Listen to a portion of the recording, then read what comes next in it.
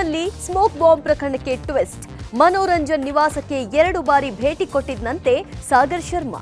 ನಕ್ಸಲ್ ಮನಸ್ಥಿತಿ ಹೊಂದಿದ್ದಂತೆ master mind. 6 ಮಂದಿ ಆರೋಪಿಗಳ ವಿರುದ್ಧ ದೇಶದ್ರೋಹದ ಕೇಸ್.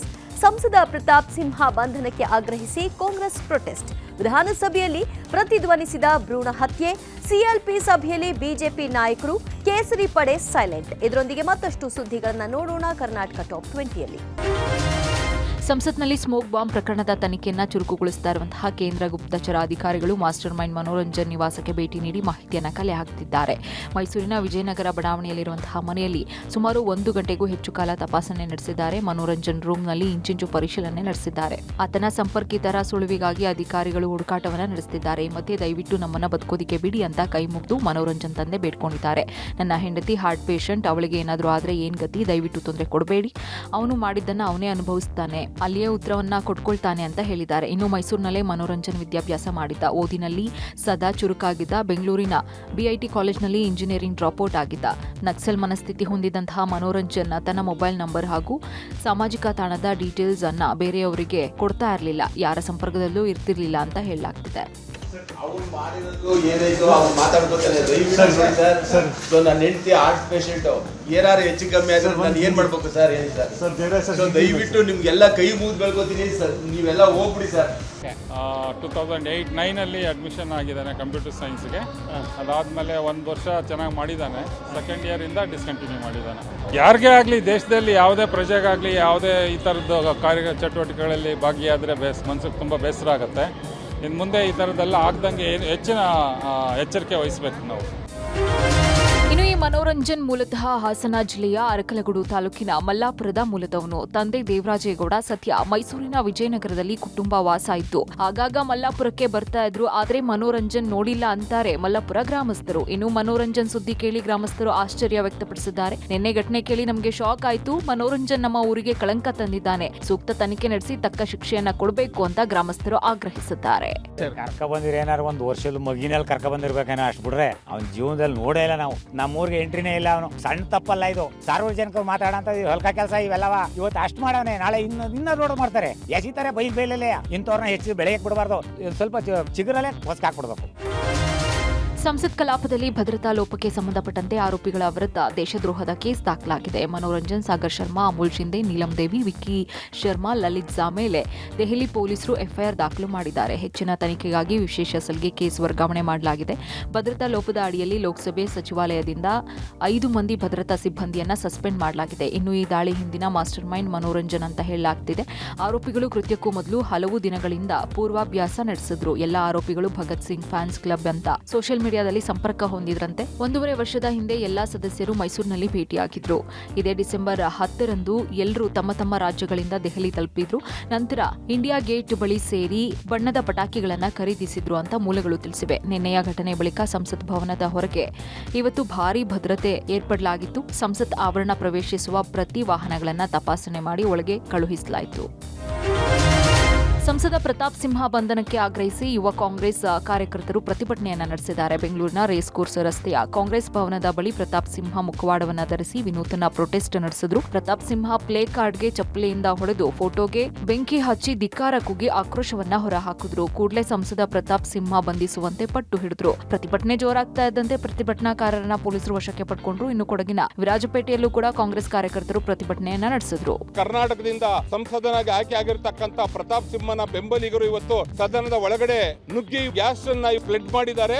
ಅದರ ಮೂಲಕ ಇವತ್ತು ಯಾರನ್ನ ಕೊಲ್ಲಕ್ ಬಂದಿದ್ರು ಅನ್ನತಕ್ಕಂಥದ್ದು ಇವತ್ತು ಬಿಜೆಪಿ ಬಹಿರಂಗ ಪಡಿಸಬೇಕು. ಎಂತ ನಿಷ್ಕ್ರಿಯ ಮತ್ತೆ ಬೇಜವಾಬ್ದಾರಿ ಸಂಸದ ಪ್ರತಾಪ್ ಸಿಂಹ ಇದ್ದಾರೆ. ಅವರು ಮಾಡಿದಂತಹ ಬೇಜವಾಬ್ದಾರಿ ಕೆಲಸದಿಂದ ಇಡೀ ದೇಶ ತಲೆ ತೆಗೆಸುವಂಗಾಗಿದೆ. ಮತ್ತೆ ಭಾರತ ದೇಶದ ಪ್ರಜಾತಂತ್ರ ವ್ಯವಸ್ಥೆಯ ಮೇಲೆ, ಭಾರತ ದೇಶದ ಆಂತರಿಕ ಭದ್ರತೆ ಮೇಲೆ ಇಡೀ ಜಗತ್ತು ನೋಡಿ ನಗತಕ್ಕಂಥ ಒಂದು ವಿಚಾರ. ಸಂಸತ್ನಲ್ಲಿ ಭದ್ರತಾ ಲೋಪ, ಬಿಜೆಪಿ ಮೇಲೆ ಕಾಂಗ್ರೆಸ್ ಮುಗಿಬಿದ್ದಿದೆ. ಪ್ರಧಾನಿ ಮೋದಿ ವಿರುದ್ಧ ಬಿಕೆ ಹರಿಪ್ರಸಾದ್ ವಾಗ್ದಾಳಿಯನ್ನ ನಡೆಸಿದ್ದಾರೆ. ನಿನ್ನೆ ಮನೋರಂಜನ್ ದೇಶಕ್ಕೆ ಮನೋರಂಜನೆ ಕೊಟ್ಟಿದ್ದಾನೆ. ವಿಶ್ವಗುರು ನರೇಂದ್ರ ಮೋದಿಯನ್ನ ದೇವರು ಅಂತ ಮನೋರಂಜನ್ ಪರಿಗಣಿಸ್ತಾ ಇದ್ದಂತೆ. ಇದನ್ನ ಮನೋರಂಜನ್ ತಂದೆಯೇ ಹೇಳಿದ್ದಾರೆ. ಫೇಕ್ ಅಂಧಭಕ್ತರು ಯಾವ ರೀತಿ ಇರ್ತಾರೆ ಅಂತ ನಿನ್ನೆ ಸಾಬೀತಾಗಿದೆ. ರಾಷ್ಟ್ರದ ಪ್ರಖ್ಯಾತಿಗೆ ಕಪ್ಪು ಬಣ್ಣ ಬಳಿದಿದ್ದಾನೆ ಅಂತ ಹರಿಪ್ರಸಾದ್ ಕಿಡಿಕಾರದ್ರು. ಸಂಸತ್ ದಾಳಿ ಯಾರೇ ಮಾಡಿದ್ರು ಖಂಡನೀಯ, ಆದ್ರೆ ಈ ಲೋಪಕ್ಕೆ ಜವಾಬ್ದಾರಿ ಯಾರು? ಇದೇ ಪಾಸ್ ನಮ್ಮವರು ಕೊಟ್ಟಿದ್ರೆ ಪರಿಸ್ಥಿತಿ ಏನಾಗ್ತಾ ಇತ್ತು? ಪಾಸ್ ಕೊಟ್ಟ ಮೈಸೂರು ಸಂಸದನನ್ನ ಯಾಕೆ ಇನ್ನೂ ವಿಚಾರಣೆ ಮಾಡಿಲ್ಲ? ಎಲ್ ಹೋದ್ರು ನಿಮ್ಮ ಜೇಮ್ಸ್ ಬಾಂಡ್ ಅಜಿತ್ ದೋವೆಲ್? ಎಲ್ ಹೋದ್ರು ನಿಮ್ಮ ಅಮಿತ್ ಶಾ ಅಂತ ಸಚಿವ ಪ್ರಿಯಾಂಕ್ ಖರ್ಗೆ ಪ್ರಶ್ನೆ ಮಾಡಿದ್ದಾರೆ. ಇನ್ನು ಸ್ಮೋಕ್ ಬಾಂಬ್ ಪ್ರಕರಣದ ಬಗ್ಗೆ ಬಿಜೆಪಿ ಸಮರ್ಪಕ ಉತ್ತರ ಕೊಡ್ಲಿ ಅಂತ ಸಚಿವ ಸಂತೋಷ್ ಲಾಡ್ ಆಗ್ರಹಿಸಿದ್ದಾರೆ. ಇದರಲ್ಲಿ ರಾಜಕೀಯ ಮಾಡೋದು ಬೇಡ ಅಂತ ವಿಪಕ್ಷ ನಾಯಕ ಆರ್ ಅಶೋಕ್ ಹೇಳಿದ್ದಾರೆ. ಮನೋರಂಜನ್ ಇಡೀ ದೇಶಕ್ಕೆ ಒಂದು ರೀತಿಯ ಮನೋರಂಜನೆಯನ್ನ ಕೊಟ್ಟಿದ್ದಾರೆ. ವಿಶ್ವಗುರು ನರೇಂದ್ರ ಮೋದಿ ಅವ್ರನ್ನ ದೇವರು ಅಂತೇಳಿ ಪರಿಗಣಿಸ್ತಾ ಇದ್ರು ಅಂತ ಹೇಳಿ, ಈ ಒಂದು ಫೇಕ್ ದೇವರ ಅಂಧ ಭಕ್ತರು ಯಾವ ರೀತಿ ಇರ್ತಾರೆ ಅಂತ ಹೇಳಿ ನಿನ್ನೆ ಸಾಬೀತು ಮಾಡಿದ್ದಾರೆ. ಒಂದ್ ವೇಳೆ ಇದೇ ಪಾಸ್ ಒಬ್ಬ ಕಾಂಗ್ರೆಸ್ ಸಂಸದರು ಕೊಟ್ಟಿದ್ದಿದ್ರೆ ಬಿಜೆಪಿ ಏನ್ ಮಾಡ್ತಾ ಇದ್ರು? ಎಲ್ಲೋದ್ರು ನಿಮ್ ಜೇಮ್ಸ್ ಬಾಂಡ್ ಅಜಿತ್ ದೋವಲ್, ಅಮಿತ್ ಶಾ ಅವ್ರು ಎಲ್ಲೋದ್ರು? ಸಂಸದರಾದ ಪ್ರತಾಪ್ ಸಿಂಹ ಅವರ ಕಚೇರಿಯಿಂದ ಪಾಸ್ ನ ತೆಗೆದುಕೊಂಡಿದ್ದಾರೆ ಅಂತ ಹೇಳ್ತಿದ್ದಾರೆ. ಇದು ಕೂಡ ಬಹಳ ಸೀರಿಯಸ್ ಇಶ್ಯೂ. ಯಾಕೆ ಅಂತಂದ್ರೆ ಯಾರಿಗೂ ಒಬ್ಬರಿಗೆ ಇಷ್ಟ ಬಂದವ್ರಿಗೆ ಆ ರೀತಿ ಪಾಸ್ ಕೊಡಕ್ ಸಾಧ್ಯ ಇಲ್ಲ. ಪ್ರತಾಪ್ ಸಿಂಹ ಅವರು ಗೊತ್ತಿಲ್ಲದೆ ಅವರೇ ಕಾನ್ಸ್ಟಿಟ್ಯೂನ್ಸಿ ಅಂತ ಕೊಟ್ಟಿದ್ದಾರೆ. ಏನೇ ಇದ್ರೂ ತನಿಖೆ ಆಗುತ್ತೆ, ಅದನ್ನ ರಾಜಕೀಯಗೊಳಿಸಬಾರ್ದು. ಪಾರ್ಲಿಮೆಂಟ್ ಎಲ್ಲರದು, ಒಬ್ಬರದಲ್ಲ ಪಾರ್ಲಿಮೆಂಟ್. ರಾಜ್ಯದಲ್ಲಿ ಮೊಟ್ಟಮೊದಲ ಬಾರಿಗೆ ಭ್ರೂಣ ಹತ್ಯೆ ಕೇಸ್ ದಾಖಲಾಗಿದೆ. ಹೊಸಕೋಟೆಯ ತಿರುಮಲ ಶೆಟ್ಟಿ ಪೊಲೀಸ್ ಠಾಣೆ ವ್ಯಾಪ್ತಿಯ ಚನ್ನಸಂದ್ರದ ಎಸ್ಪಿಜಿ ಆಸ್ಪತ್ರೆಯಲ್ಲಿ 16ರಿಂದ 18 ವಾರಗಳ ಭ್ರೂಣ ಪತ್ತೆಯಾಗಿದೆ. ಹೊಸಕೋಟೆ, ದೇವನಹಳ್ಳಿ ಆಸ್ಪತ್ರೆಗಳ ಮೇಲೆ ಅಧಿಕಾರಿಗಳು ದಾಳಿ ಮಾಡಿದ್ದು, ಈ ವೇಳೆ ಭ್ರೂಣ ಹತ್ಯೆ ಮಾಡಿರೋದು ಪತ್ತೆಯಾಗಿದೆ. ಆಸ್ಪತ್ರೆಯ ಮಾಲೀಕ ಶ್ರೀನಿವಾಸ್ ಮೊಬೈಲ್ ಸ್ವಿಚ್ ಆಫ್ ಮಾಡಿಕೊಂಡು ನಾಪತ್ತೆಯಾಗಿದ್ದು, ಪೊಲೀಸರು ತಲಾಶ್ ನಡೆಸುತ್ತಿದ್ದಾರೆ. ಇನ್ನು ಎಸ್ಪಿಜಿ ಆಸ್ಪತ್ರೆಯನ್ನ ಕಾನೂನು ಬಾಹಿರವಾಗಿ ನಡೆಸಲಾಗ್ತಾ ಇದೆ ಅಂತ ಮಾಹಿತಿ ಬೆಳಕಿಗೆ ಬಂದಿದೆ. ಕಳೆದ 2 ವರ್ಷಗಳಿಂದನೂ ಕೂಡ ಭ್ರೂಣ ಹತ್ಯೆ ಮಾಡ್ತಿರುವಂತಹ ಶಂಕೆ ವ್ಯಕ್ತವಾಗ್ತಿದೆ. ಸದ್ಯ 3 ವಶಪಡಿಸಿಕೊಂಡಿರುವಂತಹ ಆರೋಗ್ಯ ಅಧಿಕಾರಿಗಳು ಪೊಲೀಸರಿಗೆ ಒಪ್ಪಿಸಿದ್ದಾರೆ. ಇನ್ನು ಆಸ್ಪತ್ರೆಯಲ್ಲಿ ಸಿಕ್ಕಂತಹ ಭ್ರೂಣ ಸ್ವಾಬ್ಗಳು, ಕೆಲ ಮಷೀನ್ಗಳು, ಸಿಸಿ ಕ್ಯಾಮೆರಾದ ಡಿವಿಆರ್ಗಳನ್ನ ವಶಪಡಿಸಿಕೊಂಡು ಆಸ್ಪತ್ರೆಯನ್ನ ಪೊಲೀಸರು ಸೀಸ್ ಮಾಡಿದ್ದಾರೆ. ನೆಲಮಂಗಲದಲ್ಲಿ 5 ಕ್ಲಿನಿಕ್, ದೊಡ್ಡಬಳ್ಳಾಪುರದಲ್ಲಿ 1 ಕ್ಲಿನಿಕ್ ಸೀಸ್ ಮಾಡಲಾಗಿದೆ. ವೈದ್ಯಕೀಯ ಪರವಾನಗಿ ಇಲ್ಲದೆ ನಡೆಸ್ತಾ ಇದ್ದಂತಹ ಕ್ಲಿನಿಕ್ಗಳನ್ನು ಬಂದ್ ಮಾಡಿಸಿ ಪ್ರಕರಣ ದಾಖಲಿಸಲಾಗಿದೆ. ಹೊಸಕೋಟೆನಲ್ಲಿ ತಿರುಮಲ ಶೆಟ್ಟಿ ಹಳ್ಳಿನಲ್ಲಿರ್ತಕ್ಕಂಥ SPG ಆಸ್ಪತ್ರೆಯಲ್ಲಿ ಒಂದು ಡಸ್ಟ್ಬಿನ್ನಲ್ಲಿ ಹಾಕಿರೋಂಥದ್ದು ಒಂದು ಭ್ರೂಣ ಪತ್ತೆಯಾಗಿದೆ. ಹೆಣ್ಣು ಮಗುವಿನ ಭ್ರೂಣ ಆಗಿರ್ತದೆ. ಅದಕ್ಕೆ ಸಂಬಂಧಪಟ್ಟಂತೆ ಮಾಹಿತಿಯನ್ನು ಕಲೆ ಹಾಕಲಿಕ್ಕೆ ನಮ್ಮ ಎಲ್ಲ ಇಲಾಖೆ ಅಧಿಕಾರಿಗಳು ಪ್ರಯತ್ನ ಮಾಡಿದ್ದಾರೆ. ಅದರಲ್ಲಿ ಸರಿಯಾದ ದಾಖಲೆಗಳನ್ನು ಆಸ್ಪತ್ರೆಯವರು ಒದಗಿಸಿಲ್ಲ. ಆಸ್ಪತ್ರೆಯ ಮಾಲೀಕರು ಅಲ್ಲಿ ಇಲ್ಲ. ಬೇರೆ ಸ್ಟಾಫ್ ಇರೋವಂಥವ್ರು, ಸ್ಟಾಫ್ ನರ್ಸ್ ಅಂಥವ್ರು 3 ಜನ ಈಗ ಇದ್ದಾರೆ. ಅವರು ಪೊಲೀಸರು ಅವರ ವಶಕ್ಕೆ ತೆಗೆದುಕೊಂಡಿದ್ದಾರೆ. ಮತ್ತು FIR ಕೂಡ ನಾವು ಮಾಡಿದ್ದೇವೆ. ಅವ್ರ ಮೇಲೆ ಮೊಕದ್ದಮೆ ಕೂಡ ದಾಖಲಿಸಿದ್ದೇವೆ. ವಿಧಾನಸಭೆಯಲ್ಲೂ ಭ್ರೂಣ ಹತ್ಯೆ ಪ್ರತಿಧ್ವನಿಸಿದೆ. ಭ್ರೂಣ ಹತ್ಯೆ ಮಾಡಿದವರನ್ನ ನೇಣಿಗೆ ಹಾಕಿ ಕಾನೂನು ರೀತಿಯ ಕಠಿಣ ಶಿಕ್ಷೆ ನೀಡಿ ಅಂತ ವಿಪಕ್ಷ ನಾಯಕ ಆರ್ ಅಶೋಕ್ ಒತ್ತಾಯಿಸಿದ್ರು. ಇದಕ್ಕೆ ಉತ್ತರಿಸಿದಂತಹ ಆರೋಗ್ಯ ಸಚಿವ ದಿನೇಶ್ ಗುಂಡೂರಾವ್, ಇದಕ್ಕೆ ಕಡಿವಾಣ ಹಾಕುವ ನಿಟ್ಟಿನಲ್ಲಿ ಹೆಜ್ಜೆ ಹಾಕ್ತೀವಿ. ಈಗ ಪತ್ತೆಯಾಗಿರುವಂತಹ ಪ್ರಕರಣಗಳಲ್ಲಿ CID ತನಿಖೆ ನಡೀತಾ ಇದೆ. ಅಧಿಕಾರಿಗಳಿಗೂ ಕಟ್ಟುನಿಟ್ಟು ತಪಾಸಣೆ ಮಾಡೋದಕ್ಕೆ ಸೂಚನೆಯನ್ನ ಕೊಡಲಾಗಿದೆ. ಇದು ಕೆಟ್ಟ ಮನಸ್ಥಿತಿ.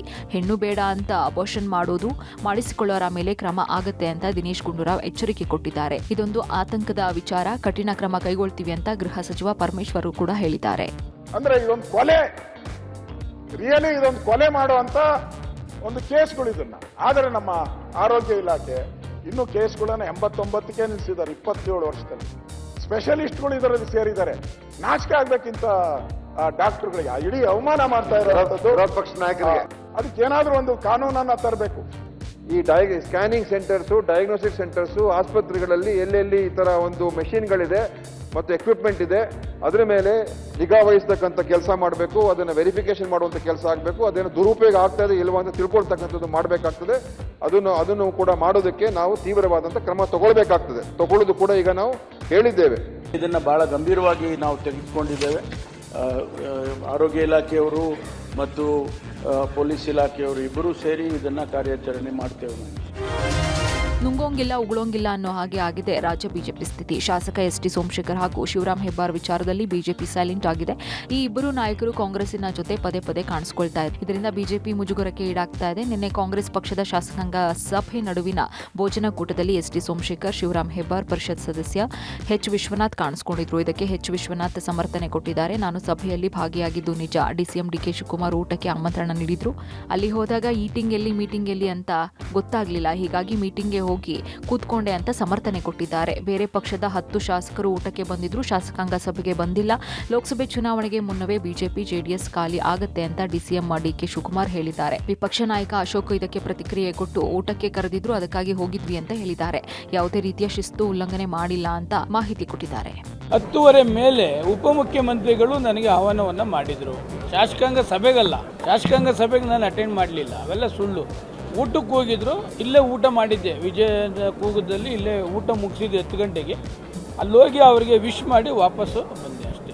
Hour good old friend mister Shivakumar ನನಗೆ ಇನ್ವಿಟೇಷನ್ ಕೊಟ್ಟರು, ಅಫಿಷಿಯಲ್, ನೀವು ಊಟಕ್ಕೆ ಬನ್ನಿ, ಪಾರ್ಟಿ ಮೀಟಿಂಗ್ ಬನ್ನಿ ಅಂತ ಏನು ಕರೆದಿಲ್ಲ. ನನಗೆ ಹೋದ್ಮೇಲೆ ನನಗೆ ಗೊತ್ತಾಗಲಿಲ್ಲ, ಈಟಿಂಗ ಗೊತ್ತಾಗಲಿಲ್ಲ, ಸೀದಾ ಹೊಟ್ಟೋದು. ನಮಗೆ ಇರೋ ಮಾಹಿತಿ ಪ್ರಕಾರ ಅವರು ಊಟಕ್ಕೆ ಕರೆದಿದ್ರು, ಹೋಗಿದ್ದೀನಿ ಅಂತ ನನ್ನ ಹತ್ರ ಹೇಳಿದ್ದಾರೆ. ಸೊ ಆ ದೃಷ್ಟಿಯಿಂದ ಅವರು ಯಾವುದೇ ವೈಲೇಷನ್ ಮಾಡಿಲ್ಲ ಅಂತ ನನಗನ್ನಿಸ್ತದೆ. ಜ್ಞಾನವ್ಯಾಪಿ ಮಸೀದಿಯಂತೆ ಮಥುರಾದ ಶ್ರೀಕೃಷ್ಣ ಜನ್ಮಭೂಮಿಯಲ್ಲೂ ವೈಜ್ಞಾನಿಕ ಸರ್ವೆಗೆ ಅಲಹಾಬಾದ್ ಹೈಕೋರ್ಟ್ ಅನುಮತಿಯನ್ನ ಕೊಟ್ಟಿದೆ. ಸರ್ವೆ ನಡೆಸಲು 3 ಅಧಿಕಾರಿಗಳ ನೇಮಕಕ್ಕೆ ಹೈಕೋರ್ಟ್ ಸೂಚಿಸಿದೆ. ಈ ಹಿಂದೆ ಅಲಹಾಬಾದ್ ಹೈಕೋರ್ಟ್ ನಿರ್ಣಯ ತೆಗೆದುಕೊಳ್ಳಬೇಕು ಅಂತ ಸುಪ್ರೀಂ ಕೋರ್ಟ್ ಹೇಳಿತ್ತು. ಸುಪ್ರೀಂ ಕೋರ್ಟ್ನ ನಿರ್ದೇಶನದಂತೆ ವಿಚಾರಣೆಯನ್ನ ನಡೆಸಿ ಸಮೀಕ್ಷೆಗೆ ಹೈಕೋರ್ಟ್ ಅನುಮತಿಯನ್ನ ನೀಡಿದೆ. ಕೃಷ್ಣ ಜನ್ಮಭೂಮಿ ಶಾಹಿ ಈದ್ಗಾ ವಿವಾದದ ಕುರಿತಂತೆ ಸುಮಾರು 10 ದಾವೆಗಳು ಸಲ್ಲಿಕೆಯಾಗಿವೆ. ಸಮೀಕ್ಷೆ ನಡೆಸುವಂತೆ ಶ್ರೀಕೃಷ್ಣ ಜನ್ಮಭೂಮಿ ಮುಕ್ತಿ ನಿರ್ಮಾಣ ಟ್ರಸ್ಟ್ ಅರ್ಜಿ ಸಲ್ಲಿಸಿತ್ತು.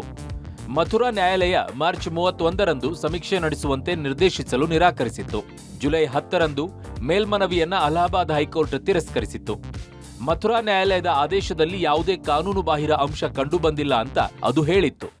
ಈಗ ಸುಪ್ರೀಂ ಕೋರ್ಟ್ ನಿರ್ದೇಶನದ ಮೇರೆಗೆ ವಿಚಾರಣೆಯನ್ನ ನಡೆಸಿ ಸರ್ವೆಗೆ ಅನುಮತಿಯನ್ನ ನೀಡಿದೆ. ಕಿಲ್ಲರ್ ಬಿಎಂಟಿಸಿಗೆ ಮತ್ತೊಂದು ಬಲಿಯಾಗಿದೆ. ದ್ವಿಚಕ್ರ ವಾಹನದಲ್ಲಿ ತೆರಳ್ತಾ ಇದ್ದಂತಹ ದಂಪತಿಗೆ ಬಿಎಂಟಿಸಿ ಡಿಕ್ಕಿಯಾಗಿ ಗೃಹಿಣಿ ಸ್ಥಳದಲ್ಲಿಯೇ ಸಾವನ್ನಪ್ಪಿರುವ ಘಟನೆ ಮಡಿವಾಳ ಫ್ಲೈಓವರ್ ಮೇಲೆ ನಡೆದಿದೆ. 21 ವರ್ಷದ ಸೀಮಾಮೃತ ದುರ್ದೈವಿ ಬಿಎಂಟಿಸಿ ಬಸ್ ದ್ವಿಚಕ್ರ ವಾಹನಕ್ಕೆ ಗುದ್ದಿದ ರಭಸಕ್ಕೆ 1.5 ವರ್ಷದ ಮಗು ಸಮೇತ ದಂಪತಿಗಳು ಆಯತಪ್ಪಿ ಕೆಳಗೆ ಬಿದ್ದಿದ್ದಾರೆ. ಪರಿಣಾಮ ಬಸ್ನ ಚಕ್ರದ ಅಡಿಯಲ್ಲಿ ಸಿಲುಕಿ ಸೀಮಾ ಸ್ಥಳದಲ್ಲಿಯೇ ಸಾವನ್ನಪ್ಪಿದ್ರೆ ಮಗು ಗಾನವಿ ಮತ್ತು ಪತಿ ಗುರುಮೂರ್ತಿ ಕೂದಲೆಳೆ ಅಂತರದಲ್ಲಿ ಬಚಾವಾಗಿದ್ದಾರೆ. ಬಿಎಂಟಿಸಿ ಬಸ್ ಚಾಲಕನ ಅಜಾಗರೂಕ ಚಾಲನೆಯಿಂದ ಈ ಅಪಘಾತ ಸಂಭವಿಸಿದೆ ಅಂತ ಹೇಳಲಾಗ್ತಾ ಇದೆ. ಇನ್ನು ಮೃತ ಸೀಮಾ ಪತಿ ಗುರುಮೂರ್ತಿ ಸಿಂಗಸಂದ್ರ ಬೆಸ್ಕಾಂ ಉದ್ಯೋಗಿ ಆಗಿದ್ದು ಕಳೆದ 5 ವರ್ಷದಿಂದ ಬೆಸ್ಕಾಂನಲ್ಲಿ ಲೈನ್ಮ್ಯಾನ್ ಆಗಿ ಕೆಲಸ ಮಾಡ್ತಾ ಇದ್ದಾರೆ. ಮೂಲತಃ ವಿಜಯನಗರ ಜಿಲ್ಲೆ ಗುಡೇಕೋಟೆ ಕೂಡ್ಲಿಗಿಯ ಶ್ರೀಕಂಠಪುರ ತಾಂಡವದ ನಿವಾಸಿಗಳು ಇವರು. ಘಟನೆ ಬಳಿಕ ಬಸ್ ಬಿಟ್ಟು ಬಿಎಂಟಿಸಿ ಚಾಲಕ ಹಾಗೂ ನಿರ್ವಾಹಕ ಎಸ್ಕೇಪ್ ಆಗಿದ್ದಾರೆ. ಮೃತಳ ಕುಟುಂಬಸ್ಥರ ಆಕ್ರಂದನ ಮುಗಿಲು ಮುಟ್ಟಿದೆ.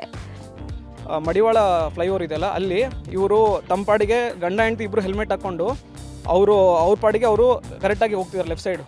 BMTC ಅವರೊಬ್ಬರು ಒಂದು ಬಸ್ಸು ಚಂದ್ಸಂದ್ರ ಅಂತ ಬರ್ತಿದ್ದದು, ತನ್ನ ಡ್ರೈವರ್ ತುಂಬ ರ್ಯಾಶ್ ಡ್ರೈವಿಂಗ್ ಮಾಡ್ಕೊಂಬಂದು ಏನು ಮಾಡಿದ್ರು, ಫಸ್ಟು ಗಾಡಿನ ಟಚ್ ಮಾಡಿ ಅದಾದಮೇಲೆ ಅವರು ತಿರುಗಿ ನೋಡೋಷ್ಟೊತ್ತಿಗೆ ಹಿಂದಿನ ವೀಲು ನಮ್ಮ ಅತ್ತಿಗೆ ಮೇಲೆ ಹರಿಸ್ಕೊಂಡು ಹೋಗಿದ್ದಾರೆ. ನಿತ್ಯ ದುಡಿ ಸತ್ಯ ನುಡಿ, ಸ್ವಲ್ಪ ಕುಡಿ ಮನೆಗೆ ನಡಿ. ಬೆಳಗಾವಿಯಲ್ಲಿ ಮದ್ಯಪ್ರಿಯರು ವಿಚಿತ್ರ ವಿಭಿನ್ನ ಪ್ರತಿಭಟನೆ ನಡೆಸಿದರು.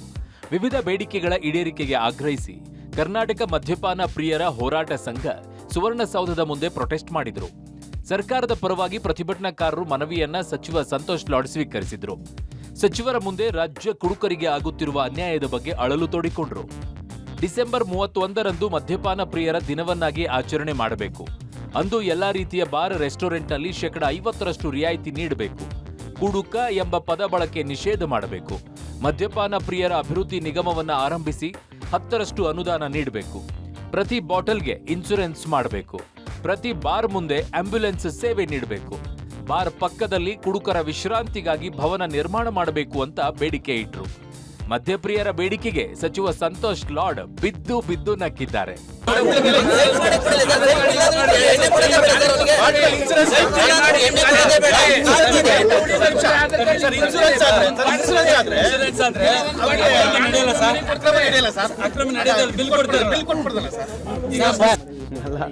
ನೀವು ಈ ಥರ ನನಗೆ ಪ್ರಶ್ನೆ ಕೇಳಿದ ನಾನೇನು ನಿಮ್ದು ಅಭಿಪ್ರಾಯ ಹೇಳಿ ಮೊದಲು. Thank you.